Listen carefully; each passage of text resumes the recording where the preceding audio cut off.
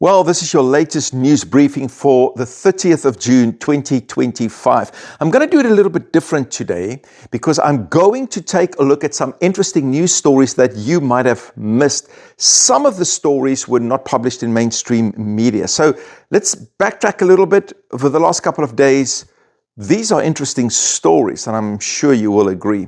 Let's jump right in. We start with I-24 News. And what do they report? Iran is surprised damage were not as bad as the US is reporting. US intelligence services have intercepted internal communications between senior Iranian officials that suggest that Tehran views the recent American military strikes on its nuclear program as significantly less damaging than expected. We know that President Trump said it's been obliterated, but intercepted data or communications in Iran suggests otherwise. Now, I have reported on this already, but it's just interesting, the Washington Post report on this whole story. It seems like there are two versions here. They are gone, they are not gone. If they are not gone, you know what that means. Another strike will be coming, most probably. Then, Iran pivots towards China's J-10C jets to counter Israel's air power after a failed Su-35 deal with Russia. Iran is not going to buy from Russia anymore. They are going to buy brand new fighter jets from China. We know that Iran's Air Force has not been keeping up with the latest developments, and they said it's time to change. Now with the new fighter jets from China, Iran will be able to make use of its advanced radar systems and missiles aiming to counter Israeli power in the air. China's arms deal signals its growing influence in the Gulf region. So, Russian planes out, Chinese planes are in. Now, the National Interest reports that this is a good deal for both sides as it will enhance China's weapons export market and give Iran considerably new capabilities in the air. Now, many people missed the next story, and that is that Iran actually disabled its GPS systems in the country and switched to the Chinese system. Iran made a strategic move in which it disabled the GPS system across the territory and formally adapted the Chinese BeiDou Satellite Navigation System. Now, the BeiDou Navigation Satellite System, or BDS, has been independently constructed and operated by China with an eye on the needs of its country's national security and economic and social development. Now, what Iran did by switching off the GPS system is a major geopolitical statement that Iran could no longer rely on the GPS systems that adversaries can disrupt and can jam. And the BeiDou system offers technical superiority in some domains. So, let's see what's going to happen there, because Iran is clearly moving away more and more from Western technology. If you look at them joining BRICS, their financial system, trying to move away from the SWIFT system, satellite and communication systems, fighter jets, military equipment, all of that, moving away from Western powers and suppliers towards countries like China, Russia, and alternatives. Then, interesting, you might have missed this one, Iran asked all its citizens to delete the WhatsApp app. Why?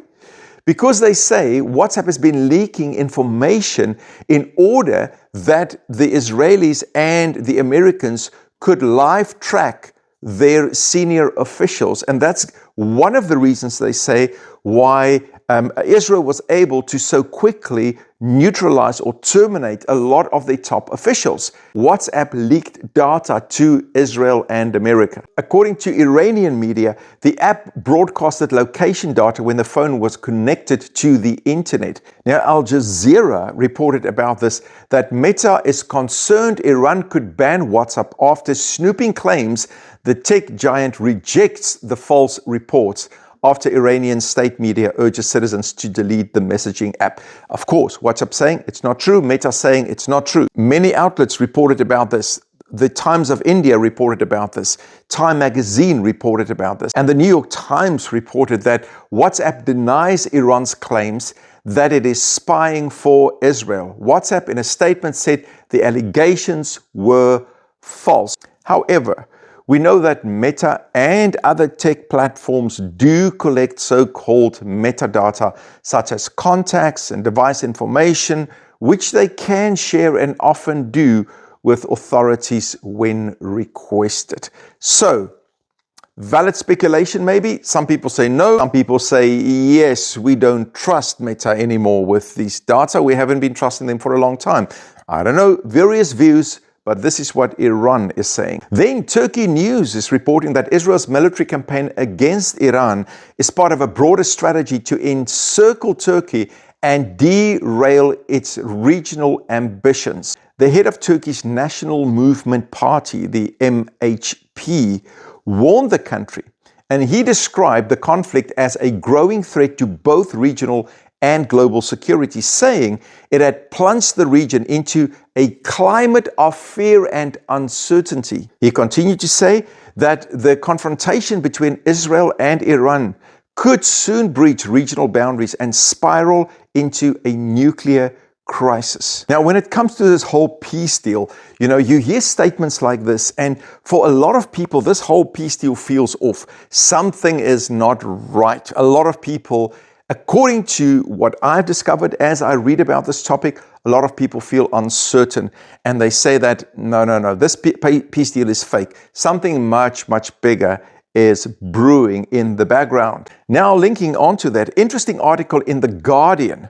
They just ran an article in their opinion section under the Iran section of their opinion section. Now, this article is by Simon Tisdall, and he says, don't count on the Iran-Israeli ceasefire lasting. What Netanyahu really wants is a forever war. Like Putin, Israel's prime minister sees continuing destruction as an opportunity to boost support and outflank his enemies. The war is over, except it is not, he writes. An Iran-Israel ceasefire could be ripped into shreds at any moment. The war is over, he says again. He says only the naive will believe that.